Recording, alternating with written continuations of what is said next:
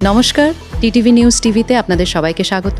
দেশ, রাজ্য ও বিশ্বের গুরুত্বপূর্ণ এবং নির্ভরযোগ্য বড় খবর নিয়ে আমরা হাজির হয়েছি নতুন আপডেটের সঙ্গে। প্রতিটি খবর সংক্ষেপে ও সহজ ভাষায় আপনাদের সামনে তুলে ধরা হবে। চলুন আর দেরি না করে দেখে নেওয়া যাক আজকের দিনের সবচেয়ে বড় এবং গুরুত্বপূর্ণ খবরগুলো। প্রতিদিনের মতো আজকের শুরুতেও আমরা প্রধানমন্ত্রী নরেন্দ্র মোদীর সঙ্গে যুক্ত কিছু গুরুত্বপূর্ণ খবরের দিকে নজর দিচ্ছি। ভারতের প্রধানমন্ত্রী নরেন্দ্র মোদী সেশেলস সফরে রওনা দিয়েছেন, যেখানে তিনি দেশটির গোল্ডেন জুবিলি ন্যাশনাল ডে উদযাপনে প্রধান অতিথি হিসেবে অংশগ্রহণ করবেন। এই সফরে দুই দেশের দীর্ঘদিনের কূটনৈতিক সম্পর্ক, সামুদ্রিক নিরাপত্তা, প্রতিরক্ষা সহযোগিতা, বাণিজ্য, উন্নয়নমূলক প্রকল্প এবং ভারত মহাসাগরীয় অঞ্চলে পারস্পরিক অংশীদারিত্ব আরও জোরদারের বিষয়ে গুরুত্বপূর্ণ আলোচনা হওয়ার কথা রয়েছে। সফর চলাকালীন তিনি সেশেলসের রাষ্ট্রপতির সঙ্গে দ্বিপাক্ষিক বৈঠক করবেন এবং বিভিন্ন গুরুত্বপূর্ণ বিষয় নিয়ে মতবিনিময় করবেন। পাশাপাশি সেখানকার জাতীয় পরিষদে ভাষণ দেওয়ারও কর্মসূচি রয়েছে। সেশেলসে বসবাসকারী ভারতীয় প্রবাসীদের সঙ্গেও তাঁর সাক্ষাতের পরিকল্পনা রয়েছে। ভারত ও সেশেলসের মধ্যে অবকাঠামো, সামুদ্রিক নজরদারি, উপকূলীয় নিরাপত্তা, শিক্ষা, স্বাস্থ্য এবং প্রযুক্তিগত সহযোগিতা বাড়ানোর বিষয়েও গুরুত্ব দেওয়া হবে।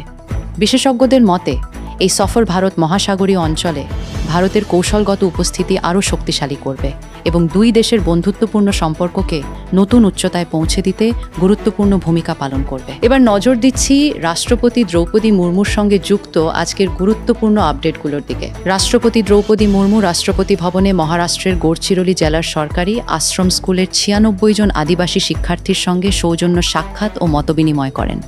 শিক্ষার্থীদের উদ্দেশ্যে তিনি বড় স্বপ্ন দেখার আহ্বান জানান এবং অধ্যবসায়, কঠোর পরিশ্রম ও আত্মবিশ্বাসের মাধ্যমে জীবনের লক্ষ্য অর্জনের বার্তা দেন। রাষ্ট্রপতি বলেন, শিক্ষা শুধু ব্যক্তিগত উন্নতির পথ নয়, এটি সমাজ ও দেশের অগ্রগতির অন্যতম শক্তিশালী ভিত্তি। তিনি আদিবাসী সমাজের তরুণ প্রজন্মকে উচ্চশিক্ষার প্রতি আরও আগ্রহী হওয়ার পাশাপাশি নিজেদের দক্ষতা ও প্রতিভা বিকাশের ওপর গুরুত্ব দিতে উৎসাহিত করেন। পাশাপাশি দেশের উন্নয়নে সক্রিয় ভূমিকা রাখার আহ্বানও জানান। এই সাক্ষাতে শিক্ষার্থীরা রাষ্ট্রপতি ভবন পরিদর্শনের সুযোগ পায় এবং রাষ্ট্রপতির সঙ্গে সরাসরি মতবিনিময় করে অনুপ্রাণিত হয়। বিশেষজ্ঞদের মতে এমন উদ্যোগ শিক্ষার্থীদের আত্মবিশ্বাস বাড়ানোর পাশাপাশি উচ্চশিক্ষা, নেতৃত্বের গুণাবলী এবং জাতীয় উন্নয়নে অংশগ্রহণের মানসিকতা গড়ে তুলতে গুরুত্বপূর্ণ ভূমিকা পালন করবে। রাষ্ট্রপতির এই বার্তা বিশেষ করে প্রত্যন্ত অঞ্চলের শিক্ষার্থীদের জন্য নতুন উদ্দীপনা ও অনুপ্রেরণার উৎস হিসেবে বিবেচিত হচ্ছে। নজর দিচ্ছি দেশের বিভিন্ন রাজ্যের মুখ্যমন্ত্রীদের গুরুত্বপূর্ণ ঘোষণা এবং কার্যকলাপের দিকে। পশ্চিমবঙ্গে কীর্তন ভাতা প্রকল্পকে ঘিরে নতুন করে রাজনৈতিক বিতর্ক শুরু হয়েছে। বিধানসভায় বিজেপি বিধায়ক রুদ্রনীল ঘোষ অভিযোগ করেছেন, এই প্রকল্পে ভুয়ো উপভোক্তার নাম অন্তর্ভুক্ত করে প্রায় 1200 কোটি টাকার আর্থিক অনিয়ম হয়েছে। বিষয়টি নিয়ে সরকারের কাছে বিস্তারিত ব্যাখ্যা দাবি করা হয়েছে। অন্যদিকে রাজ্যে শিল্প বিনিয়োগ বাড়াতে আগামী কয়েক মাসের মধ্যে একটি বড় শিল্প সম্মেলনের পরিকল্পনার কথাও জানানো হয়েছে। এই উদ্যোগের লক্ষ্য নতুন বিনিয়োগ আকর্ষণ, কর্মসংস্থান বৃদ্ধি এবং শিল্পোন্নয়নের গতি বাড়ানো। এছাড়া ইউনিফর্ম সিভিল কোড প্রসঙ্গে বিজেপির রাজ্য সভাপতি শামিক ভট্টাচার্য জানিয়েছেন, পশ্চিমবঙ্গে এটি কার্যকর হলেও সংবিধান অনুযায়ী তফসিলি উপজাতি সম্প্রদায়ের জন্য বিদ্যমান বিশেষ সুরক্ষা বজায় থাকবে এবং তাদের ক্ষেত্রে এই আইন প্রযোজ্য হবে। ত্রিপুরার মুখ্যমন্ত্রী মানিক সাহা নয়াদিল্লিতে গ্লোবাল পাইনঅ্যাপল ফেস্টিভ্যাল 2026-এর উদ্বোধন করেছেন। এই উদ্যোগের মূল লক্ষ্য ত্রিপুরার বিখ্যাত আনারসকে আন্তর্জাতিক বাজারে আরও পরিচিত করে তোলা, নতুন বিনিয়োগ আকর্ষণ এবং রপ্তানি বৃদ্ধি করা। কৃষকদের আয় বাড়ানোর পাশাপাশি খাদ্য প্রক্রিয়াকরণ শিল্পের প্রসার, কর্মসংস্থান সৃষ্টি এবং রাজ্যের কৃষিভিত্তিক অর্থনীতিকে আরও শক্তিশালী করার বিষয়েও গুরুত্ব দেওয়া হয়েছে। এই উৎসবের মাধ্যমে দেশ বিদেশের ব্যবসায়ীদের সঙ্গে নতুন বাণিজ্যিক সম্ভাবনা তৈরির আশা করা হচ্ছে। উত্তরাখণ্ডের মুখ্যমন্ত্রী পুষ্কর সিং ধামি কৃষি ও উদ্যান পালন খাতের উন্নয়নে 369 কোটি টাকার 41টি প্রকল্পের সূচনা অনুষ্ঠানে অংশ নেন। পাশাপাশি ক্ষেত বাঁচাও অভিযানের মাধ্যমে কৃষিজমি সংরক্ষণ, আধুনিক কৃষি প্রযুক্তির ব্যবহার, উৎপাদন বৃদ্ধি এবং গ্রামীণ পরিকাঠামো উন্নয়নের ওপর বিশেষ গুরুত্ব দেওয়া হয়েছে। এই উদ্যোগ কৃষকদের আয় বৃদ্ধি, কৃষিকে আরও লাভজনক করা এবং টেকসই কৃষি ব্যবস্থাকে শক্তিশালী করতে সহায়ক হবে বলে জানানো হয়েছে। মণিপুরের মুখ্যমন্ত্রী ইউমনাম খেমচাঁদ সিং ভারতের মহিলা ফুটবল দলের 9 জন খেলোয়াড়ের সঙ্গে সাক্ষাৎ করেন। খেলোয়াড়রা ক্রীড়াবিদদের জন্য আরও উন্নত সুযোগ, সুবিধা ও সরকারি সহায়তার দাবি জানান। পাশাপাশি মুখ্যমন্ত্রী জানান, মাদক পাচারের রুট পরিবর্তিত হয়েছে এবং তা মোকাবিলায় রাজ্য সরকার নজরদারি ও আইন প্রয়োগ আরও জোরদার করছে। ক্রীড়া উন্নয়ন এবং মাদক বিরোধী পদক্ষেপ দুই ক্ষেত্রেই সরকার গুরুত্ব দিচ্ছে। পশ্চিমবঙ্গের মুখ্যমন্ত্রীর দপ্তর থেকে নতুন কোনো সরকারি নীতি বা গুরুত্বপূর্ণ প্রশাসনিক ঘোষণা প্রকাশ করা হয়নি। সরকারি সূত্র অনুযায়ী এদিন রাজ্য সরকারের পক্ষ থেকে নতুন প্রকল্প আর্থিক সিদ্ধান্ত বা জনকল্যাণমূলক কর্মসূচি সম্পর্কিত কোনো আনুষ্ঠানিক বিবৃতি জারি হয়নি।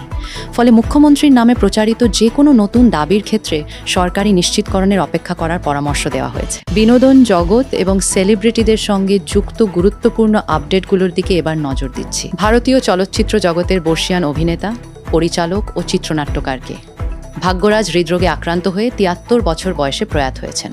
তাঁর প্রয়াণে দক্ষিণ ভারতীয় চলচ্চিত্র শিল্পসহ গোটা দেশের বিনোদন জগতে শোকের ছায়া নেমে এসেছে। দীর্ঘ কর্মজীবনে তিনি বহু জনপ্রিয় চলচ্চিত্র নির্মাণ ও অভিনয়ের মাধ্যমে বিশেষ পরিচিতি অর্জন করেছিলেন। চলচ্চিত্র জগতের বহু তারকা, সহকর্মী এবং অনুরাগীরা তাঁর প্রতি গভীর শ্রদ্ধা ও শোক প্রকাশ করেছেন। জনপ্রিয় গায়ক গুরু রন্ধাওয়া প্যারিস মেন্স ফ্যাশন উইকে ভারতের প্রতিনিধিত্ব করে আন্তর্জাতিক মঞ্চে বিশেষ নজর কেড়েছেন। তিনি বিশ্বের খ্যাতনামা ফ্যাশন ব্র্যান্ড AMIRI এবং VETEMENTS এর ফ্রন্ট রো শোতে উপস্থিত ছিলেন। আন্তর্জাতিক ফ্যাশন অঙ্গনে তাঁর এই অংশগ্রহণ ভারতীয় বিনোদন জগতের জন্য গুরুত্বপূর্ণ সাফল্য হিসেবে বিবেচিত হচ্ছে।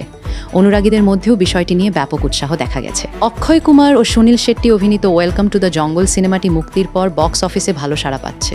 প্রাথমিক রিপোর্ট অনুযায়ী ছবিটি বিশ্বব্যাপী প্রায় 40 কোটি টাকার আয়ের লক্ষ্যে এগোচ্ছে। দর্শকদের ইতিবাচক প্রতিক্রিয়া এবং মাল্টিস্টার কাস্ট ছবিটির প্রতি আগ্রহ আরও বাড়িয়েছে। চলচ্চিত্র বিশ্লেষকদের নজরও এখন এই ছবির বক্স অফিস পারফরমেন্সের দিকে। রিয়েলিটি শো লোকাফের নতুন সিজনের সম্প্রচার শুরু হয়েছে। এই সিজনে সঞ্চালনার দায়িত্বে রয়েছেন ফারাহ খান এবং রিতেশ দেশমুখ। প্রতিযোগীদের তালিকায় রয়েছেন টেলিভিশন তারকা, সোশ্যাল মিডিয়া ইনফ্লুয়েন্সার এবং বিভিন্ন রিয়েলিটি শোর পরিচিত মুখ। নতুন ফরম্যাট ও প্রতিযোগীদের অংশগ্রহণ ঘিরে দর্শকদের মধ্যে ইতিমধ্যেই ব্যাপক আগ্রহ তৈরি হয়েছে। এবার নজর দিচ্ছি দেশের অর্থনীতি, বাণিজ্য খাত এবং কর নীতির সঙ্গে যুক্ত গুরুত্বপূর্ণ আপডেটগুলোর দিকে। কেন্দ্রীয় বাণিজ্য মন্ত্রী পীযূষ গোয়েল ভারত যুক্তরাজ্য বিস্তৃত অর্থনৈতিক ও বাণিজ্য চুক্তির সুযোগ কাজে লাগাতে 1000 সদস্যের একটি বিশেষ পরামর্শদাতা নেটওয়ার্ক গঠনের ঘোষণা দিয়েছেন। এই উদ্যোগের মাধ্যমে রপ্তানিকারক, ক্ষুদ্র, ছোট ও মাঝারি শিল্প এবং ব্যবসায়ীদের চুক্তির সুবিধা সম্পর্কে দিক নির্দেশনা দেওয়া হবে। আন্তর্জাতিক বাজারে ভারতীয় পণ্যের প্রতিযোগিতা বাড়ানো, রপ্তানি সম্প্রসারণ এবং নতুন ব্যবসায়িক সুযোগ তৈরির লক্ষ্যেই এই নেটওয়ার্ক কাজ করবে। আর্নস্ট অ্যান্ড ইয়াংয়ের ইকোনমি ওয়াচ প্রতিবেদনে জানানো হয়েছে, শক্তিশালী অভ্যন্তরীণ চাহিদা, অবকাঠামোয় ধারাবাহিক বিনিয়োগ এবং জ্বালানির দাম তুলনামূলক স্থিতিশীল থাকায় ভারতের অর্থনীতি উল্লেখযোগ্য প্রবৃদ্ধি অর্জন করতে পারে। প্রতিবেদনে বলা হয়েছে, এই ইতিবাচক প্রবণতা শিল্প, পরিষেবা এবং বিনিয়োগ খাতে নতুন গতি আনতে পারে। অর্থনীতির স্থিতিশীলতা বজায় থাকলে কর্মসংস্থান ও ব্যবসায়িক কার্যক্রমেও ইতিবাচক প্রভাব পড়বে বলে আশা করা হচ্ছে। কেন্দ্রীয় পরোক্ষ কর ও শুল্ক বোর্ড বা CBIC GST সংক্রান্ত একটি গুরুত্বপূর্ণ স্পষ্টীকরণ জারি করেছে। নতুন GST প্রশাসনিক এলাকায় স্থানান্তরিত হওয়া ব্যবসায়ীদের চলমান কর সংক্রান্ত মামলাগুলি নতুন করে শুরু করতে হবে না। সংশ্লিষ্ট মামলাগুলি যে পর্যায়ে রয়েছে সেখান থেকেই নতুন প্রশাসনিক কর্তৃপক্ষের অধীনে কার্যক্রম চলবে। এই সিদ্ধান্ত ব্যবসায়ীদের প্রশাসনিক জটিলতা কমাতে এবং কর ব্যবস্থাকে আরও সহজ ও কার্যকর করতে সহায়ক হবে। এবার কথা বলি সোনা, রূপো এবং অন্যান্য পণ্যের আজকের দাম ও তার ওঠানামা নিয়ে। ভারতে সোনা ও রূপোর দামে ঊর্ধ্বমুখী প্রবণতা অব্যাহত রয়েছে। বাজারে 24 ক্যারেট সোনার দাম প্রতি গ্রাম প্রায় 14,012 থেকে 14,395 টাকার মধ্যে লেনদেন হচ্ছে। আগের তুলনায় প্রতি গ্রামে প্রায় 120 থেকে 235 টাকা পর্যন্ত বৃদ্ধি লক্ষ্য করা গেছে। অন্যদিকে প্রতি কেজির উপর দাম প্রায় 2,16,000 থেকে 2,22,000 টাকার মধ্যে রয়েছে। আন্তর্জাতিক বাজারে মূল্যবৃদ্ধি, মুদ্রাস্ফীতির প্রভাব, মার্কিন ডলারের ওঠানামা এবং বৈশ্বিক ভূরাজনৈতিক পরিস্থিতির কারণে মূল্যবান ধাতুর দামে পরিবর্তন দেখা যাচ্ছে। বিশেষজ্ঞদের মতে ভবিষ্যতের দাম নির্ভর করবে আন্তর্জাতিক কমোডিটি, বাজারের গতি প্রকৃতি, বৈশ্বিক অর্থনৈতিক পরিস্থিতি এবং বিনিয়োগকারীদের চাহিদার ওপর। তাই পরবর্তী দামের বিষয়ে নির্দিষ্ট পূর্বাভাস দেওয়া সম্ভব নয়। বাজার বিশ্লেষকদের পরামর্শ, সোনা বা রূপো কেনা বা বিনিয়োগের আগে সর্বশেষ সরকারি বা স্বীকৃত বাজার দর যাচাই করা উচিত। চলুন দেখি বিশ্বের যুদ্ধ এবং সংঘর্ষ সম্পর্কিত খবরগুলো। ইরান, যুক্তরাষ্ট্র, রাশিয়া, ইউক্রেন এবং ইসরায়েল লেবানন সীমান্তকে ঘিরে আন্তর্জাতিক পরিস্থিতি আবারও উত্তেজনাপূর্ণ হয়ে উঠেছে। ইরান জানিয়েছে, যুক্তরাষ্ট্রের বিমান হামলার জবাবে তারা মার্কিন বাহিনীর সঙ্গে সংশ্লিষ্ট লক্ষ্যবস্তুতে হামলা চালিয়েছে। একই সময়ে হরমুজ প্রণালীর কাছে একটি তেলবাহী জাহাজ ক্ষতিগ্রস্ত হলেও সব নাবিক নিরাপদ রয়েছেন বলে জানানো হয়েছে। অন্যদিকে ইউক্রেন রাশিয়ার নিয়ন্ত্রিত ক্রিমিয়া ও বিভিন্ন সামরিক স্থাপনায় দূরপাল্লার ড্রোন ও ক্ষেপণাস্ত্র হামলা জোরদার করেছে। রাশিয়ার দাবি, তারা বিপুল সংখ্যক ড্রোন ভূপাতিত করেছে এবং একাধিক ফ্রন্টে সংঘর্ষ অব্যাহত রয়েছে। এদিকে যুক্তরাষ্ট্রের মধ্যস্থতায় নতুন নিরাপত্তা কাঠামো ঘোষণার পরও দক্ষিণ লেবাননে ইসরায়েল ড্রোন হামলা চালিয়েছে। হিজবুল্লাহ ওই নিরাপত্তা চুক্তি প্রত্যাখ্যান করে এটিকে আত্মসমর্পণের সমতুল্য বলে মন্তব্য করেছে। সামগ্রিক পরিস্থিতির দিকে আন্তর্জাতিক মহল নিবিড়ভাবে নজর রাখছে এবং সংঘাত আরও বিস্তৃত না হয় সে বিষয়ে কূটনৈতিক প্রচেষ্টা অব্যাহত রয়েছে। নজর দিচ্ছি কৃত্রিম বুদ্ধিমত্তা এবং প্রযুক্তি দুনিয়ার নতুন আপডেটগুলোর দিকে। ভারতে কৃত্রিম বুদ্ধিমত্তা বা এআই প্রযুক্তির প্রসারে একাধিক গুরুত্বপূর্ণ উদ্যোগের ঘোষণা করা হয়েছে। The institute of chartered accountants of India বা ICAI তাদের এআই ইনোভেশন সামিটে অ্যাডভান্সড এআই সার্টিফিকেশন প্রোগ্রাম চালু করেছে।